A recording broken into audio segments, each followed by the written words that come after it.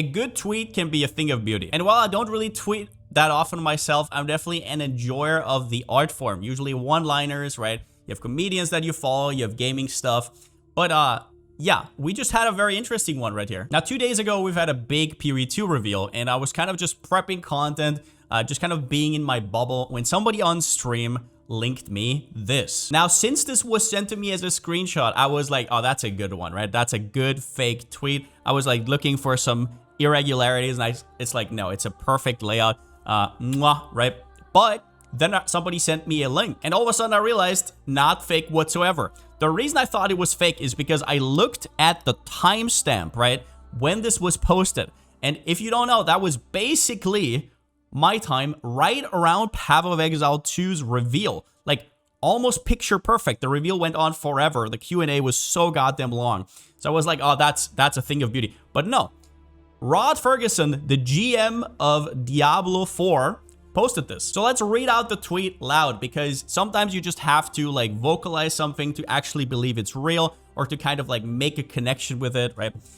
Feels like the genre of ARPG is starting to mean a lot of different things. Much like Souls-like and roguelike, I wonder if we could normalize Diablo-like for ARPGs that follow the Diablo formula.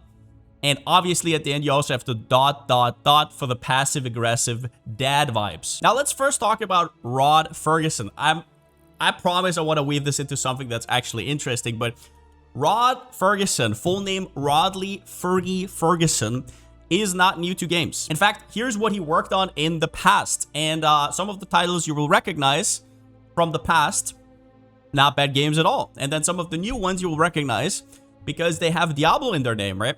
For example, D2 Resurrected, or Diablo Immortal, or Diablo 4. Now, what's being insinuated here is pretty damn straightforward. It is Diablo was here first, completely defined the genre, so we should now call it Diablo-like. I personally think that's a little bit too late, which for the uninitiated might be like, well, that makes sense to me. Why is that so controversial? Well, to speak out the obvious, Path of Exile has been carrying the ARPG genre for the last 12 years on its back. Whatever Blizzard was unwilling to innovate, take risks, and take what was good in the past and put it into a new formula, GGG did. People like to throw the word spiritual successor around, but if you ask a lot of D2 players whether they prefer D3 and D4 or Path of Exile, you get a very resounding answer. Now, some people are saying this is just a little bit of a friendly jab, right? GGG has done this in the past, for example, with these. And so to some extent, because a lot of our community went to play those really good other RPGs, we're expecting this is the actual release of the end game for them. Like, there are so many people who... And we're ignoring the fact that Diablo Immortal comes out in a few weeks, by the way, guys. That's not a game. We're going to play Path of Exile. And yeah, it's all fun and memes, but at the end of the day, you have to realize those are about Diablo Immortal, a predatory mobile game that was announced after a absolute drought of Diablo titles for like, I don't know, how much was it at that point? 8 years of nothing coming out. And then they announced this mobile game that is going to be insanely monetized and is just Diablo in name. So to compare that to a tweet that targets Path of Exile 2, which will probably be the ARPG that will define probably this century, is wild to me. But that on its own is not a big thing. I think if a D4 creator, for example, made a tweet like this, it would have gotten a lot of pushback, but not even close to this. The reason why this got so much pushback is because Rod Fergusson is D4's general manager. If you don't know what that means, it means a manager in charge of running the main day-to-day business activities of a company or department. Yeah, this coming from a manager who worked on Diablo 2 Resurrected is pretty wild. He's insinuating a lot of credit that isn't really there, and I will give him credit where credit is due because he united a lot of different camps, D2 players, people who are unhappy with D4, and PoE players, which is very hard to do. But one thing is, I looked at the tweet, a lot of the responses, which were, some of them were absolutely hilarious, but some of them were pretty defensive. I kind of started thinking a little bit more about something you might already know, but it relates to like this tribalism in gaming. And with all of this said and done, right, clowning on Rod or whatever, here's the facts. Companies do not make video games. Studios do not make video games.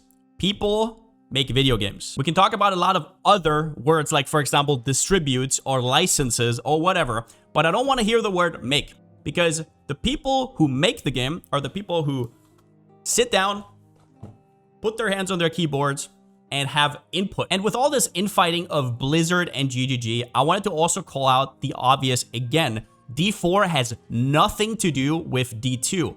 D4 is Diablo in name only. There is no overlap in the people that work there. And if you've ever worked a job, you know that the people that work there dictate everything that happens in there. Obviously, there could be a boss who's very demanding, but the way stuff on the day-to-day gets handled and the quality is completely dependent on the people working. The phrase grinding gear games and the phrase Blizzard is just there to give you a convenient way to think about something without having to overcomplicate it. It is a box where you put hundreds of names in, but that is about it. And it's pretty easy to think of this because let's say you take half of Blizzard and then half of GGG and swap them with each other. What's gonna happen? It will completely change the studios, and you could talk about company mantra and the managers are the people that really have the power all day. That's all monetary. When it comes to the product itself, the passion and the infighting and like all these small things that we will never hear about are what make these games. But at the end of the day, this tweet just tells me one thing. It means